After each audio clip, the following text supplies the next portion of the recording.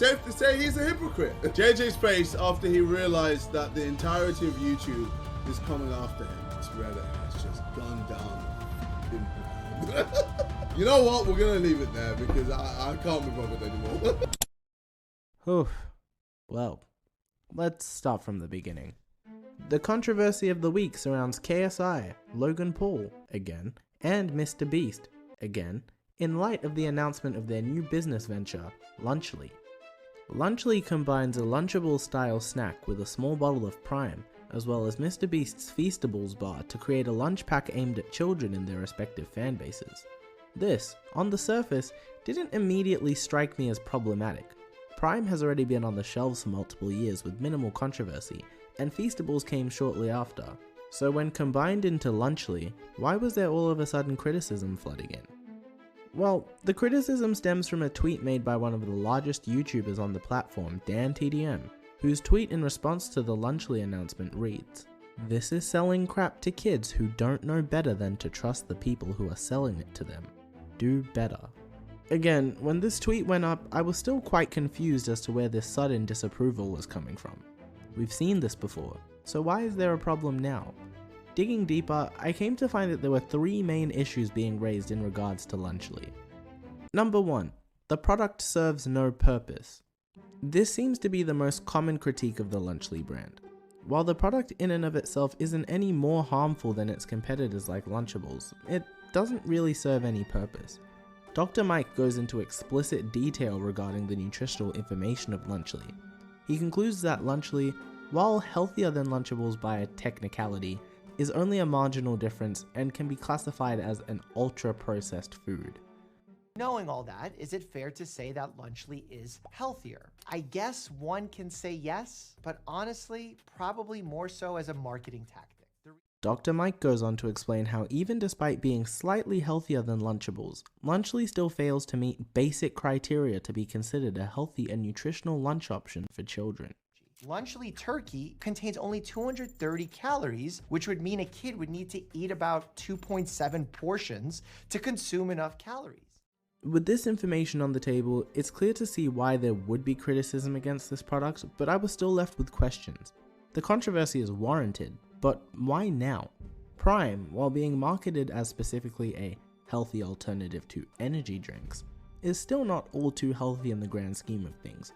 And Feastables is a chocolate company, so why is it now that they've been combined and added a lunch snack to it, that they're drawing so much judgment?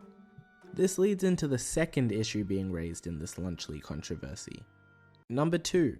This product is aimed at children. This is one of the main points driven in DanTDM's tweet.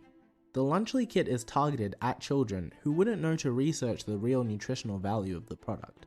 The fact that the product is endorsed by Mr. Beast, KSI, and Logan Paul is enough to guarantee its success. This poses an ethical issue when the product is being advertised as healthy, which can be viewed as misleading when the nutritional value of it doesn't back up that claim. But even with this point included, the criticism still dawned me as unexpected. Prime had been advertised in this fashion this entire time, boasting stats like electrolyte content, no added sugar, and BCAAs. However, research has shown that Prime, while being a potential healthier substitution for energy drinks, still isn't that healthy. And Feastables is a chocolate bar, so the fact that the criticism was coming hard and fast at the release of Lunchly was quite odd to me still. However, the third main issue raised ties up the story a little bit better. Number 3. Lunchly is a cash grab. If the product serves negligible purpose and both Prime and Feastables are already available on shelves separately, why should Lunchly even exist? The difference between a snack inside a Lunchly box and the snack inside the Lunchables box is marginal. So why was Lunchly created? The notion that this product is being sold primarily for the cause of making more money off Mr. Beast's, KSI's, and Logan Paul's respective fan bases is the main driving point of DanTDM's criticism, and potentially the most important bit. Using their large influences and strong, seemingly, reputations to sell a product to their young fan bases that does not improve their life whatsoever is the main contention in Dan's tweet. Again, Feastables and Prime are already on shelves. Combining them into a separate lunch pack wasn't necessary. While there is an extra product added, this product, as discussed earlier, was also not necessary. Lunchly's only purpose is to create revenue for those who distribute it.